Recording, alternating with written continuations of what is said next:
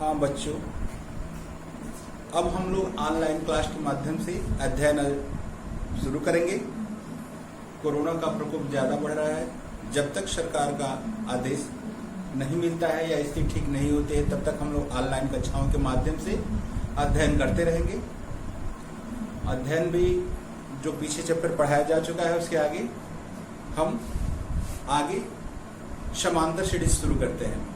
इसके पहले वाले चैप्टरों को पढ़ाया जा चुका है। अब अगला चैप्टर है समांतर श्रेणी, जिसको हम आज से ऑनलाइन कक्षा के माध्यम से शुरू कर रहे हैं। आप लोग इसको क्रम से देखते जाइए और इसका नोट भी बनाते जाइए। और हमारा चैनल है ICM ऑनलाइन एजुकेशन 2020। इसको सब्सक्राइब कीजिए, बेल आइकन को प्रेस कर दीजिए कि जो भी हम क्रमिक वीडियो अपलोड करेंगे तो आपको इसका नोटिफिकेशन मिलता रहेगा। आप लोग क्रम से इसको देखते जाएंगे और वैसे ही नोट बनाकर पढ़ते जाएंगे। यदि कोई प्रॉब्लम होती है तो आप लोग व्हाट्सएप या कमेंट बॉक्स में प्रॉब्लम पूछ लीजिएगा, हम आगे उस समस्या को हल करेंगे। तो पीछे कक्षाओं में हम पढ़ चुके हैं, द्विघात समीकरण तक हम पढ़ चुके हैं। अब अगला चैप्टर है समांतर श्रेणी। समांतर श्रेणी क्या होती है? समांतर श्रेणी हम देखते हैं। समांतर श्रेणी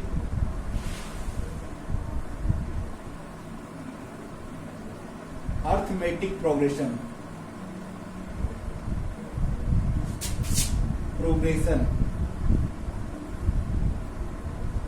या शॉर्ट में इसको हम एपी भी कहते हैं। एपी अर्थमेटिक प्रोग्रेशन, एपी माने समांतर श्रेणी। इसकी परिभाषा है कि वह अनुक्रम जिसके पद एक निश्चित राशि के योग अथवा अंतर द्वारा प्राप्त होते हैं, उसको हम एक समांतर श्रेणी कहते हैं। वह एक क्रम जिसके पद एक निश्चित योग अथवा अंतर द्वारा मिलते हैं या प्राप्त होते हैं, उसको समांतर श्रेणी कहते हैं। या साधारण भाषा में कह सकते हैं कि वह श्रेणी जिसके पद एक निश्चित राशि के जोड़ने या घटाने द्वारा प्राप्त होते हैं, उसको समांतर श्रेणी कहते हैं। वह अनुक्रम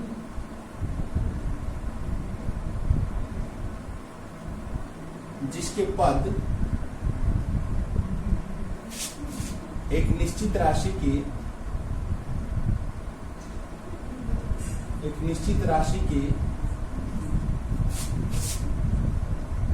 योग अथवा अंतर द्वारा प्राप्त हो,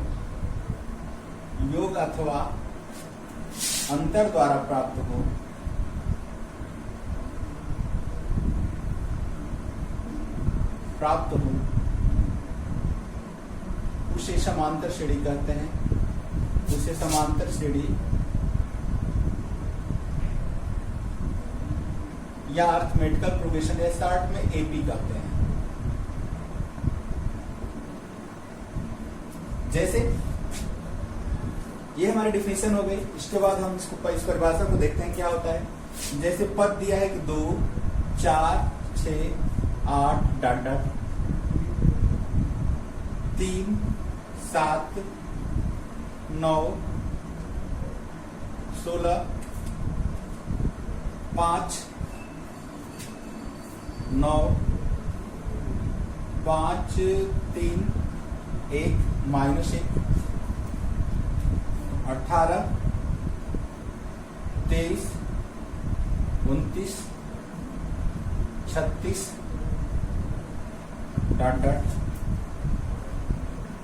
25, 21, 17, 13 ... 3, 10,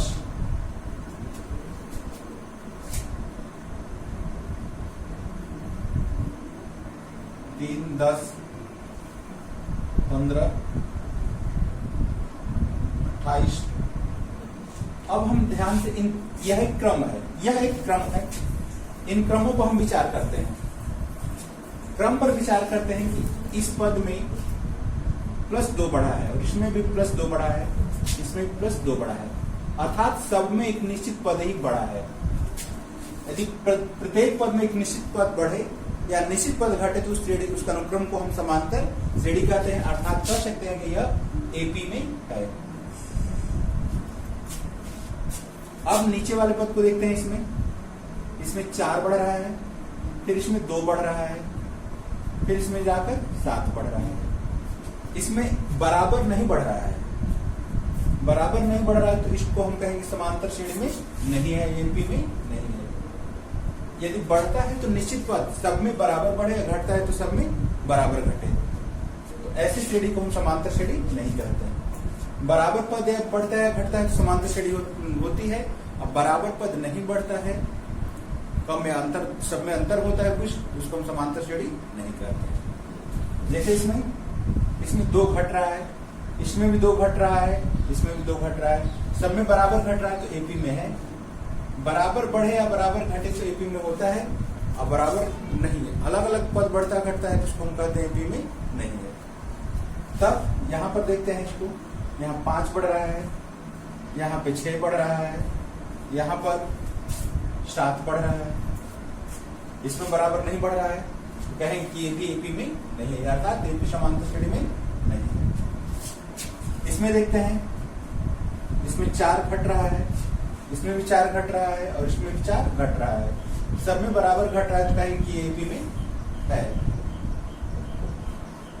इसमें 7 बढ़ रहा है, इसमें 5 बढ़ रहा है और इसमें 8 बढ़ रहा है, 8 नहीं 13 बढ़ रहा है, सब में बराबर नहीं बढ़ रहा है तो कहेंगे कि एपी में नहीं है। अर्थात डिफिनीशन ये लिखी गई कि वह अनुक्रम जिसके पद एक निश्चित राशि के योग अथवा अंतर द्वारा प्राप्त होते हैं उसको हम समांतर श्रेणी कहते हैं।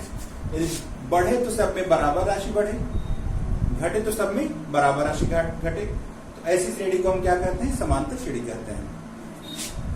अब आगे देखते हैं,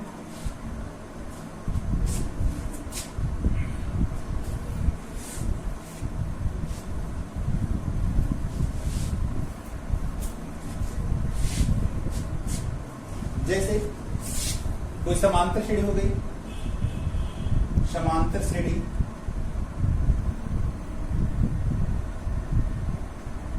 दो, 5, 8, 11, 14,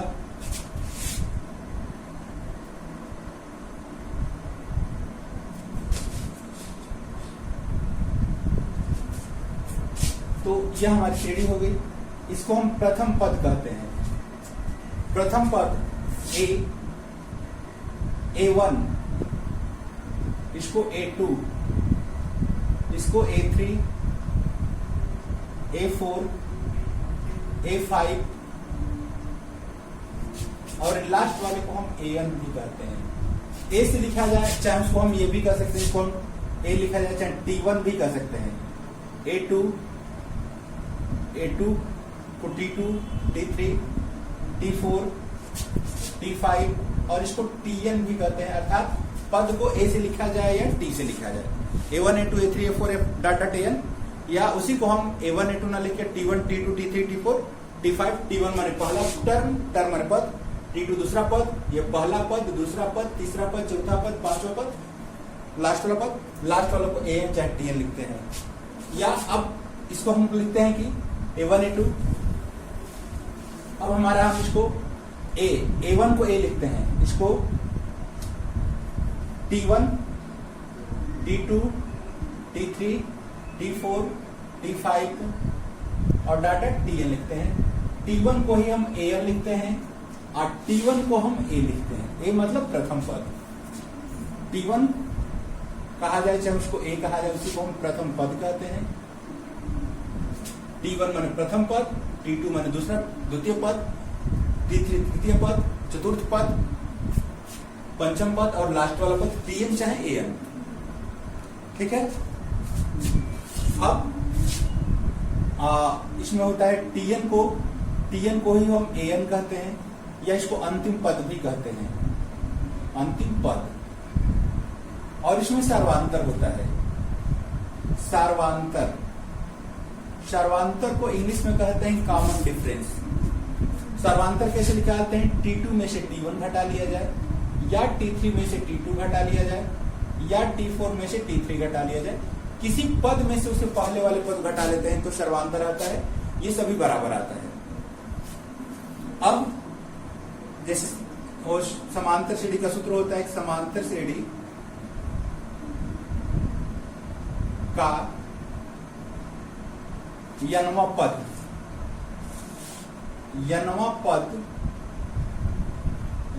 पद कहा जाए, चाहे उसको हम an भी कह सकते हैं या उसी को हम tn भी कहते हैं या tn भी कहते हैं।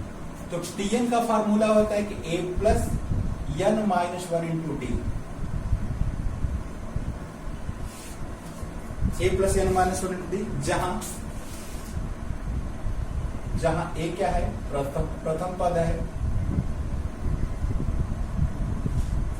और सर्वांतर को ही हम d से लिखते हैं, d से, जहां d क्या है, सर्वांतर है या कॉमन डिफरेंस है, और n क्या है, पदों की संख्या है।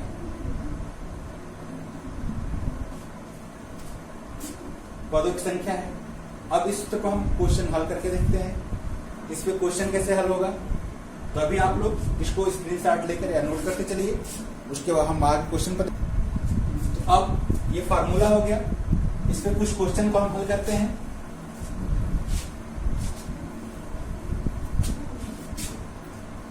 जो हम बुक पढ़ा रहे हैं वह रतन प्रकाशन की है, मनोहरी की बुक है। उसमें क्वेश्चन कुछ एनसीईआरटी से अधिक होते हैं तो प्रैक्टिस ज्यादा हो पाती है, इसलिए हम मनोहरी वाली बुक, रतन प्रकाशन की बुक को ही पढ़ाना पसंद करते हैं। ऐसे सभी बुक अच्छी है, लेकिन इसमें कुछ क्वेश्चन अधिक दिया है, इसलिए रिवीजन ज्यादा हो पाता है। तो हम प्रश्नावली 5A को देखते हैं। 5A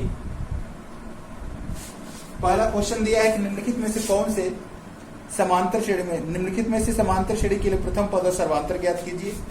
तो पहला सवाल है, पहला का फर्स्ट 1 3 5 7 कहा है कि प्रथम पद और सर्वांतर ज्ञात कीजिए। तो प्रथम पद, इसमें प्रथम पहले पद को ही प्रथम पद कहते हैं, तो लिखेंगे प्रथम पद इसमें क्या है, प्रथम पद को a से लिखते हैं, a बराबर 1।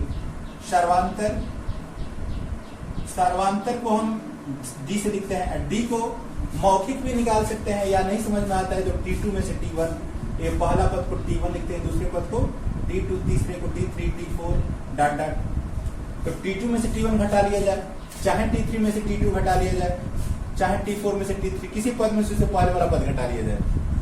तो d बराबर t2 माइनस t1, t2 क्या है 3 है और t1 क्या है 1 है 2। ऐसे भी देख रहे हैं कितने का अंतर चल रहा है 2 का, तो हम मौखिक भी लिख सकते हैं। तो हम पूछा क्या था क्या कि a का मान क्या होगा और सर्वांतर d का मान क्या होगा। तो प्रथम पद 1 है, सर्वांतर d बराबर 2 है। इसी प्रकार इसका तीसरा क्वेश्चन है। तीसरा क्वेश्चन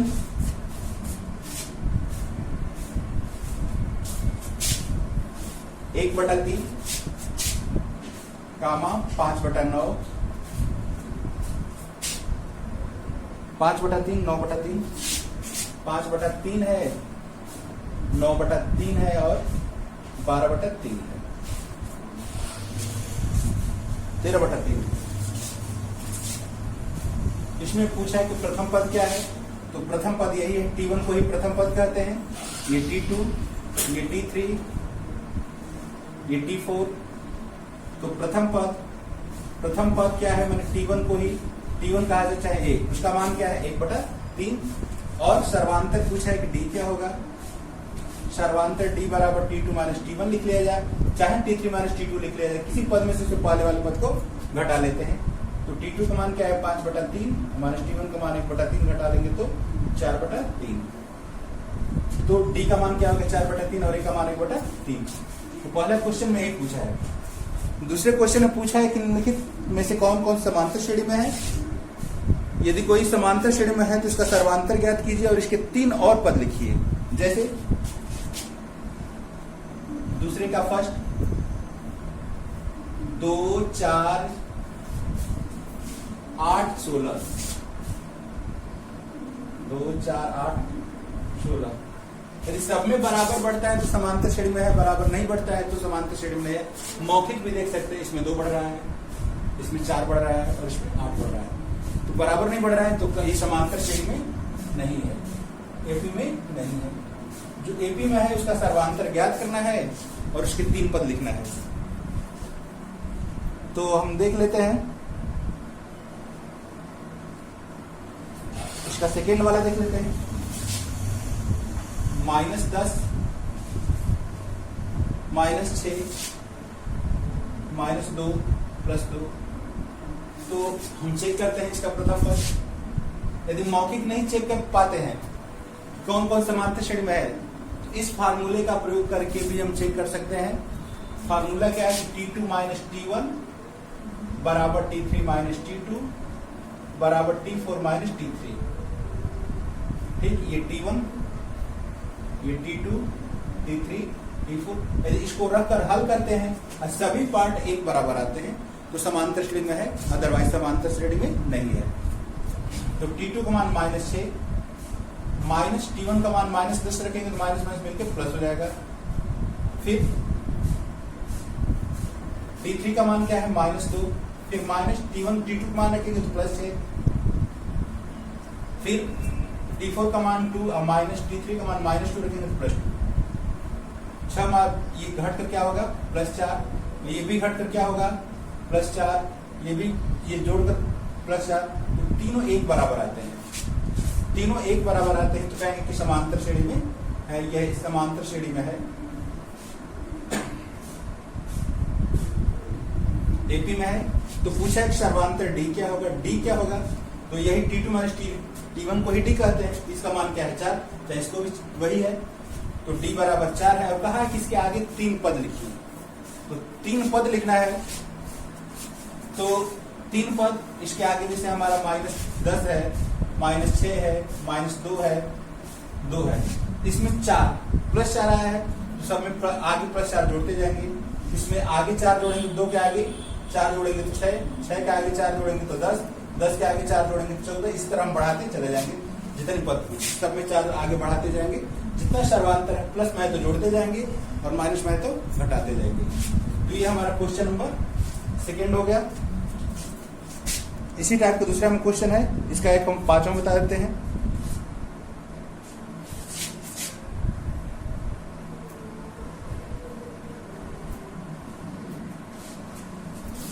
इसका 5वां नहीं, 7 नंबर, 7 नंबर है।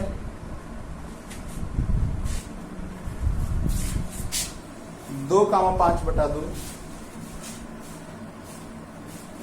2 कामा 5/2 कामा 3 कामा 7/2। तो इसका प्रथम पद यह T1, यह T2, यह T3, यह T4। तो चेक करते हैं कि समांतर श्रेणी में है कि नहीं है। तो फार्मूला यही लगाते हैं कि T2 - T1 बराबर T4 - T3 बराबर T4 T3 - T2 T4 - T3। सबका मान रखकर देखते हैं कि सभी बराबर आते हैं तो समांतर श्रेणी में होगा। तो T2 का मान क्या है, 5/2, T1 का मान 2, T3 का मान 3, T2 का मान 5/2, T4 का मान 7/2, T3 का मान 3। इन दोनों को एलसीएम लेकर घटाएंगे तो 1/2 आएगा। 2 दूना 4 में से 5 घटेगा तो 1/2, 3 दूना 6 में से 5 घटेगा तो 1/2, और 3 दूना 6, 7 में 1 घटेगा तो 7 में 6 घटेगा तो 1/2। ये तीनों पार्ट बराबर आते हैं, अर्थात ये भी एपी में है। एपी में है, एपी में है तो कहा है कि सर्वांतर लिखिए। सर्वांतर को डी से ही नोट करते हैं, तो डी बराबर 1/2 ही होगा। फिर कहा कि इसके आगे वाले 3 पद लिखिए। 3 पद तो 2 है, 5/2 है, 3 है, 7/2 है। सर्वांतर 1/2 है तो 1/2 जोड़ते जाएंगे। 7/2 है, इसमें 1/2 जोड़ेंगे तो 8/2 हो जाएगा, चाहे कटकर 4 हो जाएगा। 4 में 1/2 जोड़ते हैं, जोड़कर देखेंगे तो 9/2 हो जाएगा। फिर 9/2 में 1 जोड़ेंगे तो 10/2 माने 5 हो जाएगा। समझ में नहीं आता है तो इसको इस तरह भी जोड़ लेते हैं। इस लास्ट वाले पद में 7/2 में सर्वांतर कितना है, जोड़ देंगे तो ये 8/2 हो जाएगा। ये कट के क्या हो गया, 4, तो इसके आगे वाला 4। अभी 4 हो गया तो 4 मिल गया, तो 4 में 1/2 जोड़ेंगे, 2 चौक 8, 9/2। फिर 9/2 मिल गया, 9/2 में फिर 1/2 जोड़ेंगे तो 10/2 या 5 हो जाएगा। आगे के 3 पद ये हो गए। ये हमारा इसका तीसरा क्वेश्चन हो गया। तो पहला दूसरा क्वेश्चन तो हो जाएगा। आप लोग पहला दूसरा क्वेश्चन लगाइए, फिर इसके आगे वाला क्वेश्चन को हम बताएंगे। यदि आगे वाला आता है तो आप लोग हल कीजिए, नहीं आता है तो अगले दिन फिर हम इसको पढ़ाएंगे। इसको आप लोग देखते जाइए और स्वतः अपने इसको नोट भी बनाइए। नहीं आता है तो कमेंट बॉक्स में पूछिए, फिर हम इसको रिपीट करेंगे। आप लोग कंप्लीट पढ़ते चलिए और जब स्थिति सामान्य होगी तो आप लोग सूचना देकर बताया जाएगा कि कैसे पढ़ाई होगी। तब तक आप लोग इस तरह ऑनलाइन के माध्यम से पढ़ते रहिए और इस हमारे चैनल को सब्सक्राइब कीजिए, लाइक और बेल आइकन को भी प्रेस कर दीजिए, जिससे जब भी हम पढ़ाएंगे तो नोटिफिकेशन मिलता रहेगा। आप लोग इसको देखकर अध्ययन कर सकते हैं और घर पे ही रहें जब तक स्थिति समान नहीं होती है। सरकार का जैसे निर्देश प्राप्त होगा तो आप लोग को सूचना दी जाएगी। तब तक के लिए धन्यवाद।